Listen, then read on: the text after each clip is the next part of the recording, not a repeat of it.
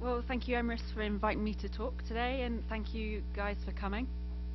If you can't hear me, if you just kind of wave, and I'll try and speak a little bit louder and a little bit closer to the microphone. Well, my name is Sarah Blood. For the past 18 years, I've been living in the northeast of England in a place called Newcastle upon Tyne, which is primarily famous for its football team and Newcastle Brown Ale, which, between you and I, is now brewed in Edinburgh. For a little bit of geography, because most people think that England is a bit small and a bit of a village. That's where London is. It's about 600 miles away from Newcastle, and it's actually cheaper to fly to Europe than it is to get a train from Newcastle to London. Yeah, it's a bit bonkers. So when I'm talking about my work, I usually show this image first. And this really, to me, symbolizes the point in my life where I just had a bit of a 180-degree career path. When I was at school, I was dead set that I was going to be a forensic scientist. I was taking all my science qualifications. I was really into it. I was doing kind of well. And then I tagged along with some friends to see this exhibition in London. And this is Bruce Nauman. I'm sorry that all the titles are really, really low down. I've tried to scooch them up, but couldn't make it work. So this is Bruce Nauman, Green Corridor, 1970. And so I went to see the show, and it kind of knocked me off my feet. This was the very first time that I'd had a reaction like this to art. I was interested in drawing, but I hadn't really ever considered it as a viable option for careers or for education or anything like that. But I had like the hairs on my neck stood up. I had butterflies in my stomach, and I think by Hollywood terms I fell in love. So I went back to college and quit any chance of 2 holidays a year in a nice car, and decided that I would pursue a career in art.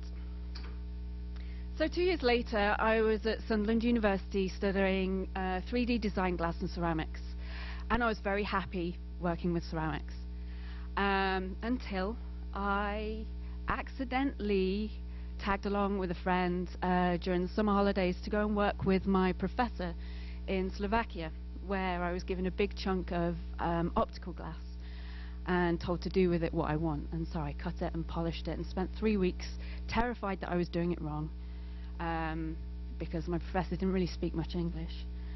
And I created this piece, and again, it's kind of another accidental happening, and it's another kind of pivotal point in my life and my career decisions. Again, another thunderbolt falling in love moment. It's just the way that the light works with this material, the way that the material works, the two components work with each other. It's the form, it's the cleanness of lines. I was completely sold hook, line and sinker. And so I became even more doomed. So this is one of my degree showpieces, and there are a few kind of themes that follow my work through. I'm interested in light, all kinds of light, and the way light is transmitted, and the way it's reflected, and the illusions that you can create with light in glass. I'm interested in the tension between two forms, and balance, and the perception of weightlessness. This is quite a large piece. It's this wide, or this square, and kind of this tall. The point of contact is approximately that big, and there is no adhesive holding the two pieces together. It balances perfectly on top of each other. And this was kind of a windy day on the beach in the northeast of England when I was taking the pictures, and so it was kind of, this was maybe one of 30 images that I tried to take on film, and it was the only one that actually the two pieces were in the right place. So after I graduated, very carefully, I have a lot of towels and blankets, and up until very recently, I tend to carry my work around in my car as if it was a very precious child. I find that's probably the easiest way, unless you're entrusting it to someone else to ship, and then you make boxes and buy foam and if you can throw it down the stairs and it doesn't break, then it might just get from Newcastle to London with UPS. So it's a whole different skill of its own, packing work. So once I left university and no longer had access to these amazing big kilns, I found a corridor space locally and called it a studio, moved a small kiln in which had an interior dimension of that big. So I'd started working with components because I don't know if it's a glassmaker thing or if it's an artist thing, but I always want to make the work as big as I can make it. And so I'll always make, at this point I was making components and I was scaling things up and I was trying to create three-dimensional pieces. And at some time between 2001 and 2003, I turned up to my corridor space / studio and the front door was bolted shut. And I never saw anything that was in that building ever again, including my kiln. And so I had a new dilemma. It's like I wanted to continue working and making work and making three-dimensional work. It was very important to me that the work was three-dimensional. But now I just had my living room. And so I started using sheet glass that I would get the local glass factory to pre-cut for me. So I could then build jigs, build wooden jigs in my living room and then silicone these forms together. And it was kind of, initially it felt disastrous losing my studio space, but it really gave me the freedom to kind of consider the forms that I was using, and it really gave me the opportunity to experiment with scale. All of a sudden I wasn't confined by this tiny little kiln in my corridor space. I could really make anything as big as I could carry it.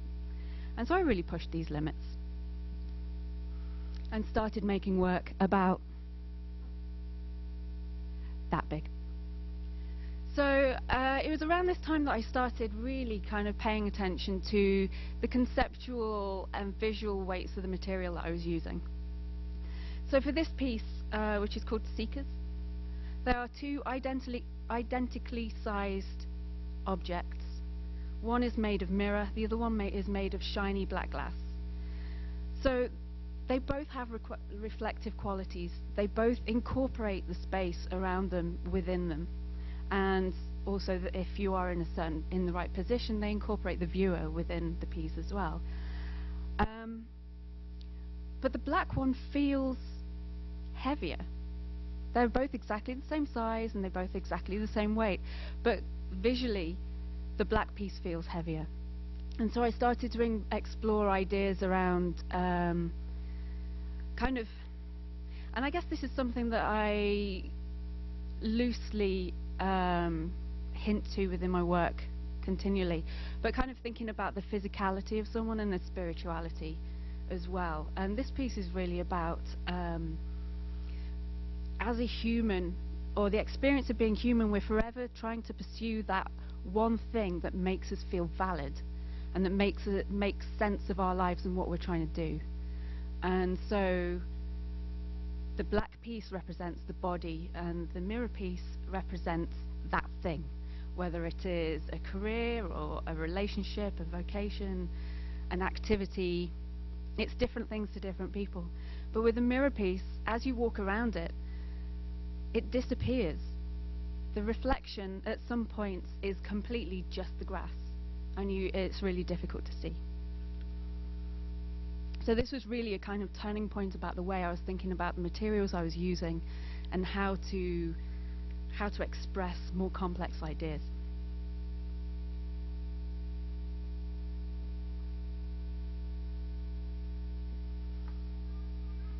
So I was making this work around the time that I'd gone back to college to do a master's degree.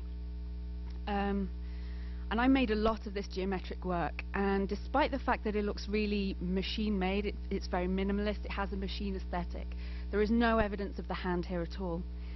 They were actually really, really labor-intensive, because I would have to hand grind every single facet of the glass so that it would fit together perfectly. And I got really sick of this in about a space of 2 years. And so I kind of, through my pacifier out of the pushchair, I don't know, and took myself off to the sculpture department with a whole bunch of found objects. And I started making more intuitive work.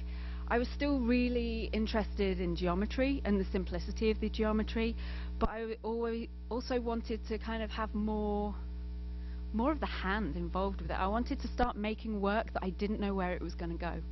All the previous pieces of work, I knew exactly what it looked like before I started making, because I make everything really small first. So this was fruit netting. You know, the stuff that you buy your tangerines in. I found a big roll of it in kind of a supply shop, and garden canes and red silk thread. And what I really like about this piece is not only does it draw the attention to the interior of the structure, but also the shadow is more present than the actual physical object.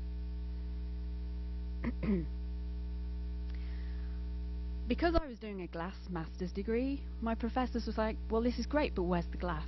And so I learned how to flame work and started making these structures in glass as well.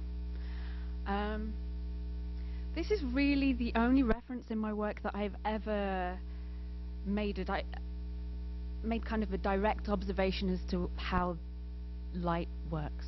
Does that make sense? Yeah? Yeah? Okay. So this is about kind of like the spectrum. I was thinking about discos and laser shows and things like that at the time. And it really got me thinking about starting to look at light as an actual tangible thing, as opposed to just playing with light within a different medium. And so I sought out a neon course. I had to go to Turkey for this because at the time there was no schools or training facilities within the UK where I could learn how to make neon. And really this has had a massive impact on my practice, and neon is really the only thing that has kind of stuck with me since. There's been other materials that I've worked with and played with and ideas, but neon kind of is the constant. And so I was still experimenting and working with similar formats. Still interested in geometry, still interested about the division of space and trying to create tension within forms. Playing with balance and using light as the primary source. And this was great, and I made a very successful body of work this way. But I kind of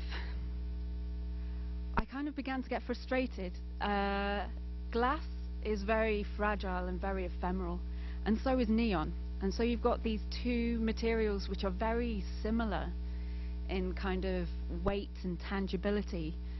And although I could work with composition and with forms and create tension within work that way, I was really interested in working with materials that would have different qualities, which would bring a more visual tension to the work. And so I started looking around for different things. This is a piece of work that was made for excuse me. It was this piece of work that was made for an exhibition about upcycling.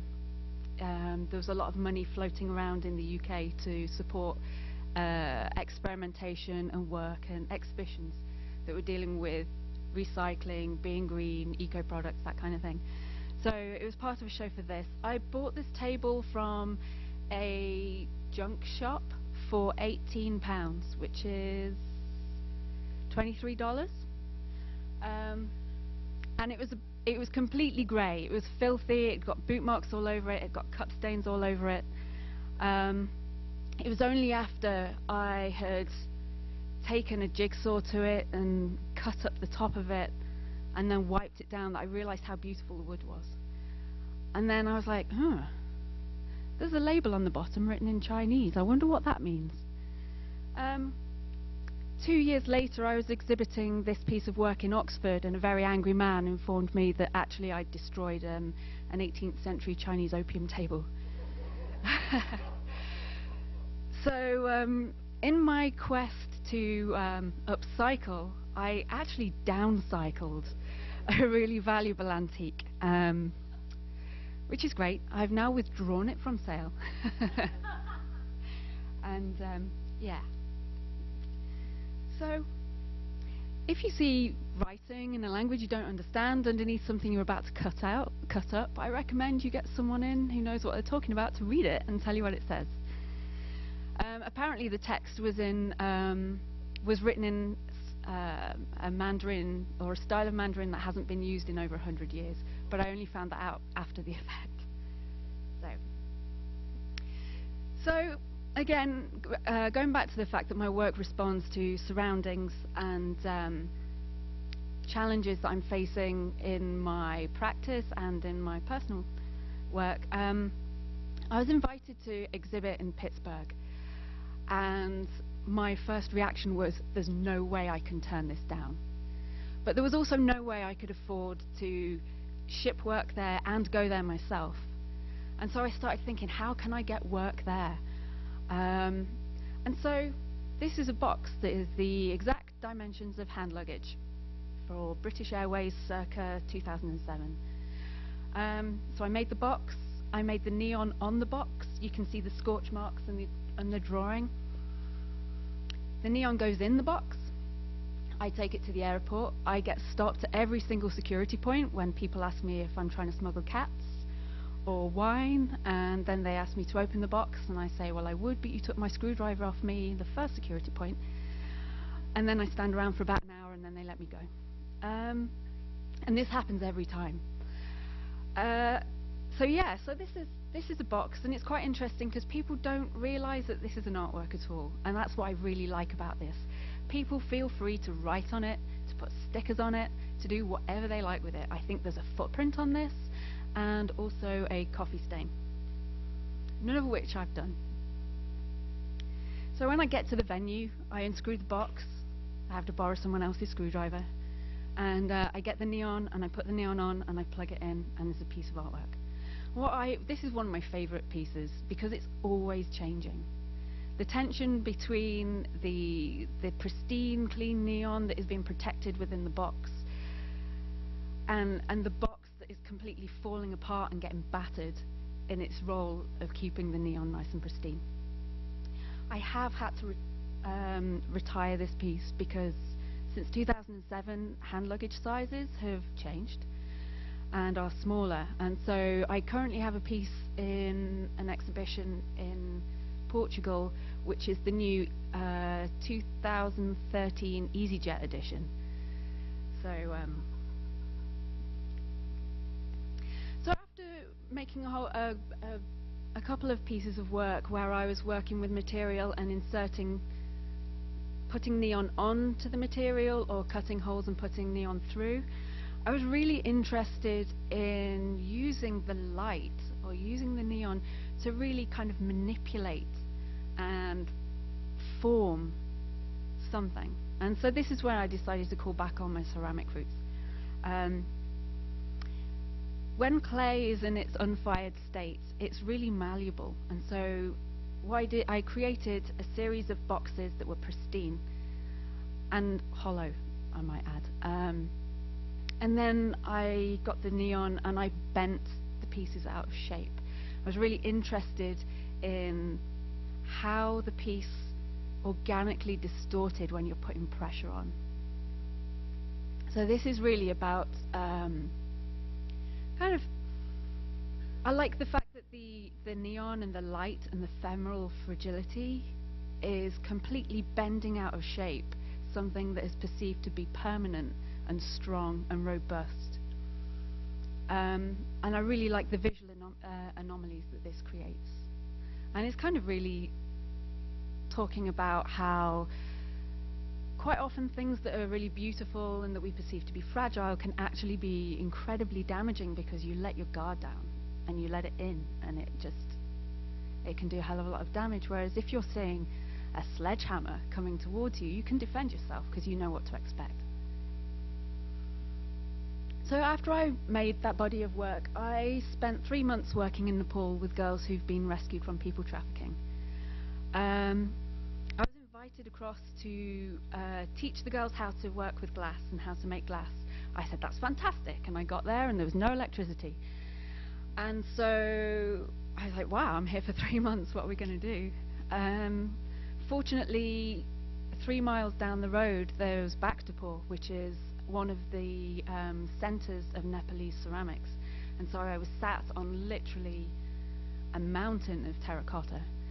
So during that time, we made utilitarian ceramics and fired them in sawdust kilns. And the girls got the ceramics to art galleries, high-end art galleries for expats, where they were sold, and the money went back to the girls so that they could re-establish, well, so they could establish some kind of independence, because they couldn't go back to their families, despite the fact that the families had sold them in the first place, because they were jutto, which is dirty. So it was helping them to kind of become sustainable human beings, I guess. When I came back, I was kind of thinking about how precious things, you can find some really precious, beautiful things in really ugly spaces, if you dig deep enough and if you look. The girls that I'd been working with, I'd fully expected them to be kind of like traumatized and really kind of not functional as human beings, but actually I found them really warm and giving and funny. Like, I didn't expect them to be funny, but they were hilarious. And so it's kind of like these girls have been through horrific experiences. So how does that work? How do they come out of this being kind of beautiful human beings? And so I was thinking about the hidden and the excavation of the light, and I wanted to cast light within a material, and that's why I kind of looked at concrete. So concrete is synonymous with the urban landscape, with brutalist architecture. It has quite a bad rap. It's an ugly material. It's very, very heavy. And so I really wanted the contrast between the really heavy material and the very ephemeral, fragile light coming out of the top. These are quite popular pieces, and I've had quite a lot of interest in sales for these. They're about that big, and I can't carry them. They're too heavy. Which kind of, the fact that people wanted to buy them, I had an ethical issue with that, because these pieces are really, really fragile. The base is really heavy, and like I said, I can't lift it, and it's really difficult to maneuver about. And then the top is incredibly fragile, and as soon as you crack the glass, the neon is dead. And because they're cast into the concrete, you can't replace them, you can't remove them. And so I haven't sold any of these because I can't guarantee their lifespan. And so to kind of get around this, I started looking at ceramics again. And so creating hollow ceramics that I can feed the neon tubes in, and then if the neon breaks, I can replace the light. And actually with these ones, I have had to replace them twice because a tree fell on them. And the ceramic is fine. Yeah, so it turned out to be quite a good idea. But the tension has changed. The clay, it looks more of the earth. It's less urban. It's less brutal. The two materials are now sympathetic to each other, which, although I can't decide whether these are successful pieces of work or whether I'm not quite keen on them. And so in continuation of my quest to work with different materials and try and change the language of these forms that I was working with, I started working with cake. I was invited to present at the Glass Art Society conference in Seattle. And everybody there is like super technical, and they all do these technical displays. And I was a little bit intimidated and thought, how can I make people warm to me and kind of really play on my natural abilities? And so I thought, if I gave them cake, they'd like me. And cake is really associated with celebration and with sharing. It's important in societal and familial structures. It reinforces well-being. Who does not like cake? I mean, that's not actually a question, because everybody loves cake. And so kind of by making these two pieces, the one on the right is made of concrete, and then the one on the left is made out of cake. And people are invited to come and just use their hands to grab the cake and eat it. And so these two pieces, the concrete and the cake, they couldn't really be further removed, even though, like concept-wise and feeling-wise, even though they are essentially the same forms. And actually, the neon can be used again and again. It's brilliant. Cake has actually, incidentally, become quite important in my social practice. When I was in the UK, I had done quite a lot of work with community groups from really deprived areas. And I always take food to the meetings that I have with them.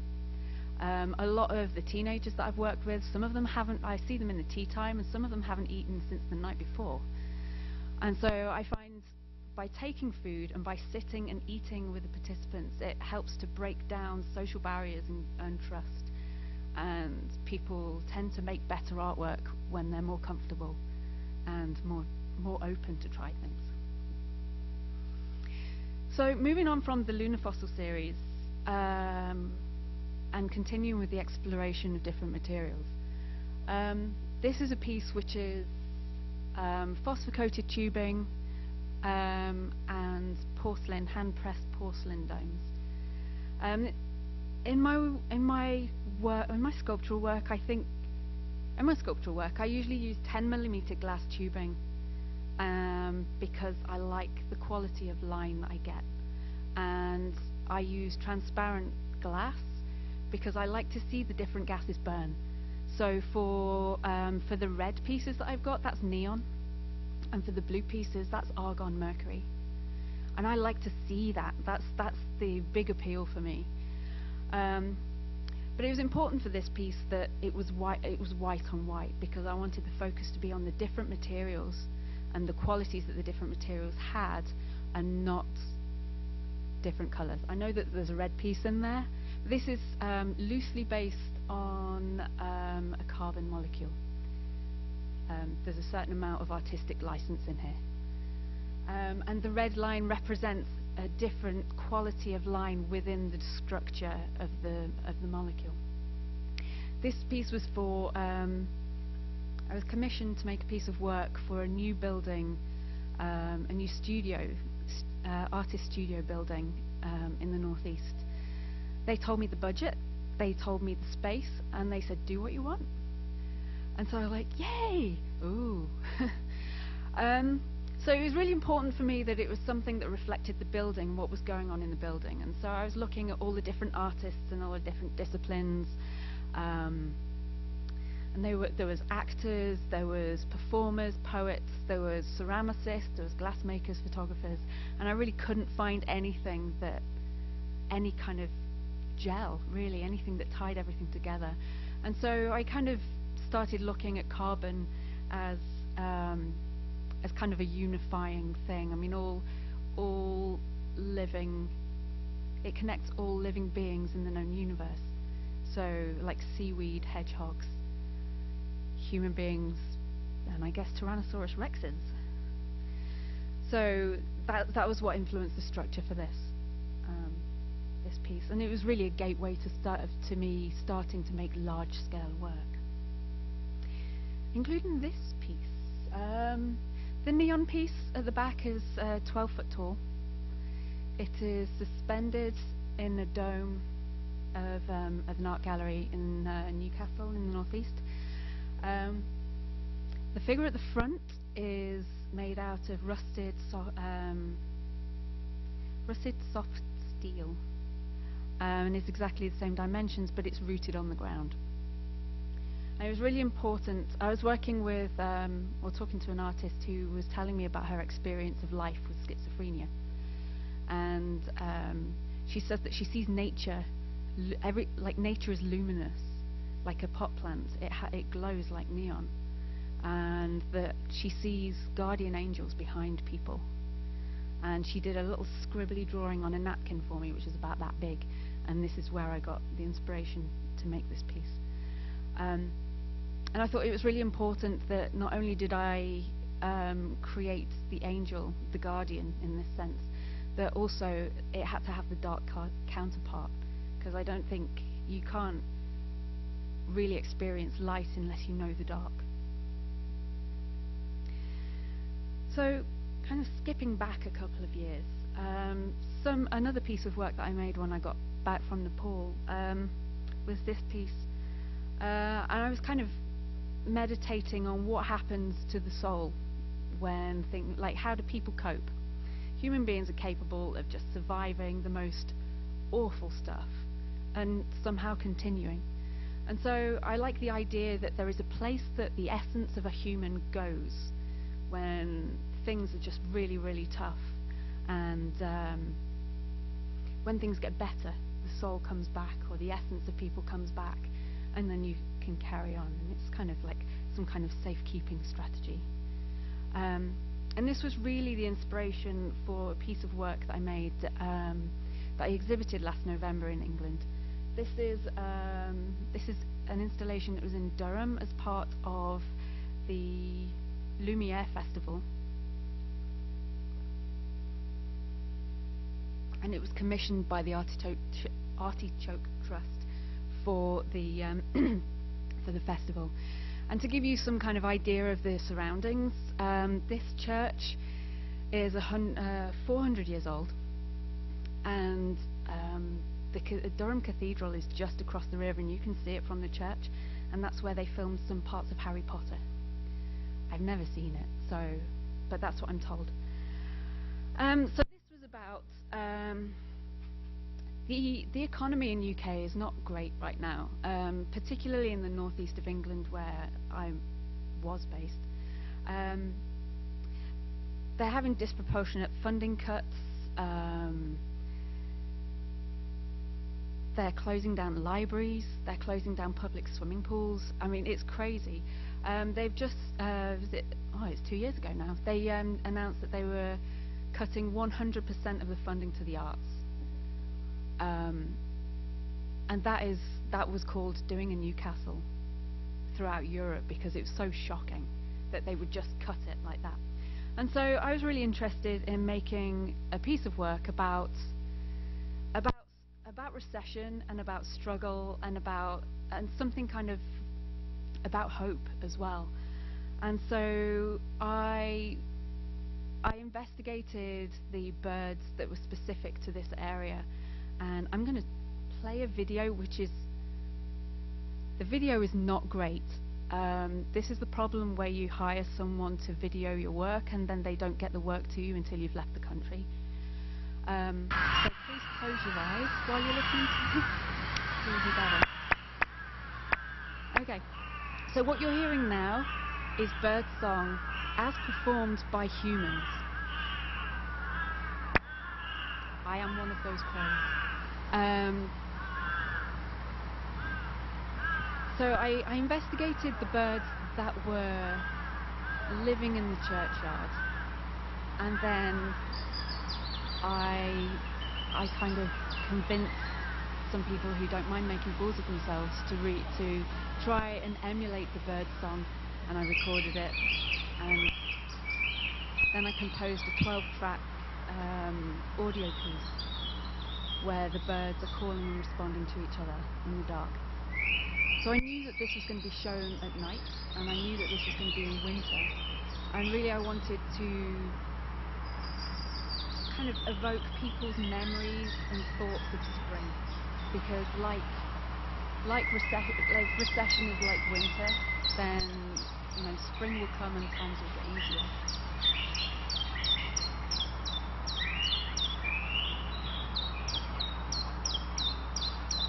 I tested the audio while I was here in Alfred last fall. So we've got a bit of garden, and I put some speakers, and I was playing the crow track at one end of the garden, and I was standing back and back and back, seeing how far away I could hear it so I could get the hardware right. And as I was listening to the crow track, the crows in the trees started joining in, which is the craziest thing. I was both really thrilled and kind of slightly scared. And my housemate said, "Don't do that again, crows remember." So I didn't. So yeah, so this was an amazing experience. I thought there were 200,000 people who came to see this work in 2 days, but recent figures show there was 350,000 people who came to the festival. So if even 10% of those people came to see my show, that's like a lot of people. So that's great. So this is what I've been working on most recently. This is work in progress. And it's kind of too soon for me to talk about it with any kind of authority, because my ideas are still changing and I'm testing things out. This is an argon tube which is covered in 5,000 dressmaking pins. And I'm really interested in the element of danger and spikiness, and the potential that the electricity could arc through the glass and break, because I've got steel outside the neon tube, and everyone says you shouldn't do that. So if it still works, this piece will be part of the Plexus show, which is happening on Broadway and Main Gallery. It's the Sculpture and Dimensional Studies faculty exhibition as part of the Art Walk. Clang. I'm just also going to do another shameless plug. We have the light show on Saturday. The Light and Mixed Media students and some students from the Neon course last semester and some members of the faculty and even alumni are taking part in this show on Saturday if it doesn't rain. So fingers crossed. So far all weather indications say 10% chance of rain. We will also be taking orders for the unicorn t-shirts. And thank you for coming and listening.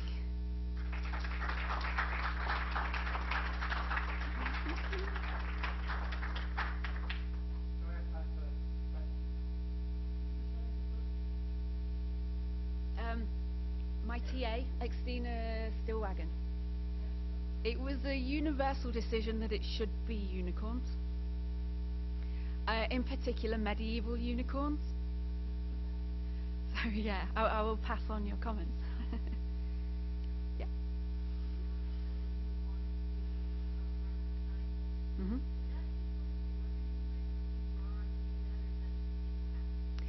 I have a layman's interest, I would say. I'm not going to profess to having any insight at all, other than like an interest, like an obsession about investigation, really. I like the idea of forensic science. I think I would probably not like it in reality, but yeah, so it kind of does influence my work, as has the fact that I used to surf when I was in my 20s. I'm kind of inspired by everything. Most things filter through at some point. Yeah. Yeah.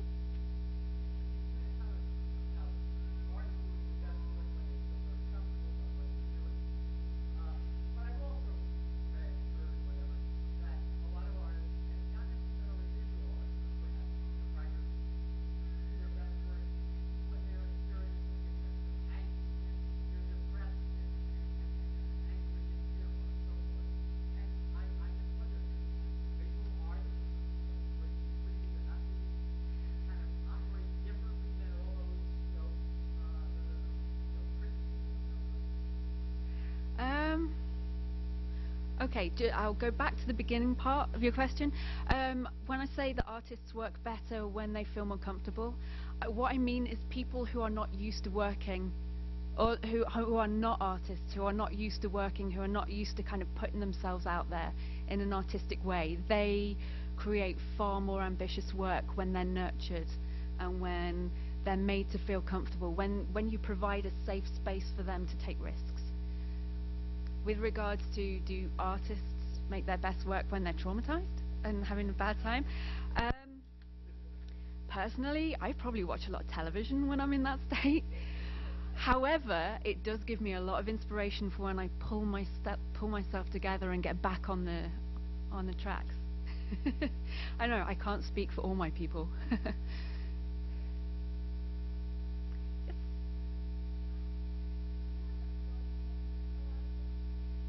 I have to plug them all in, yes. Oh, quite often I hide them in plain sight. Should I scooch back? Okay, so with these pieces, I don't know if you can see. Okay, so you've got some straps here that are holding the light boxes to the trees. Round the backs of the trees, there are electrical boxes like that, which have been covered in a black tarpaulin, and then the cables. There's 12 neon boxes here, and there's 12 speakers, and there's 12 transformers, and there's 12 amplifiers, and they're all hidden in this box, which is about this big.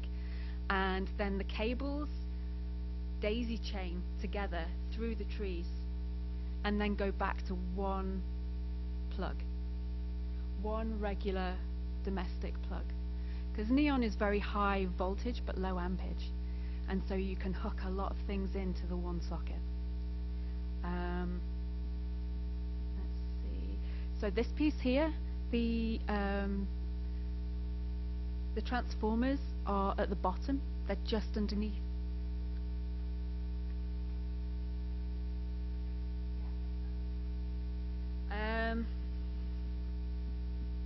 These pieces are hollow, and so I pushed the transformers up inside. And actually, this looks like we just turned. I say we. My husband's here. He does all of the lifting.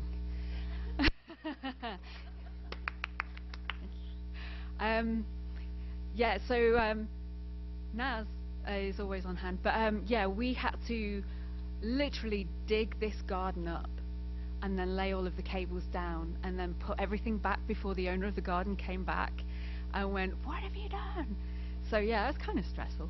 But so yeah, so the transformers for these are inside.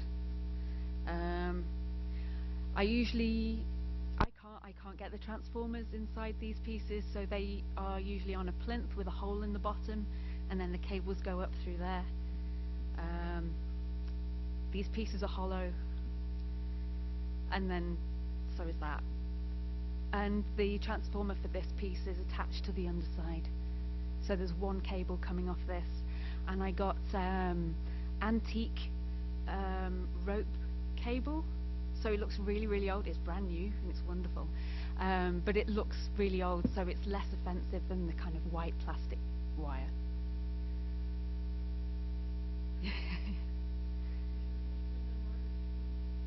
He's an actor, so he is multi-talented. Sorry, Naz. He's learning to be an artist.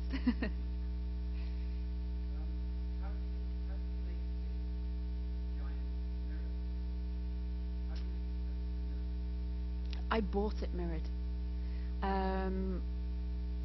I have made work with Mira before now, where I've had to have the glass cut and then had the glass mirrored afterwards.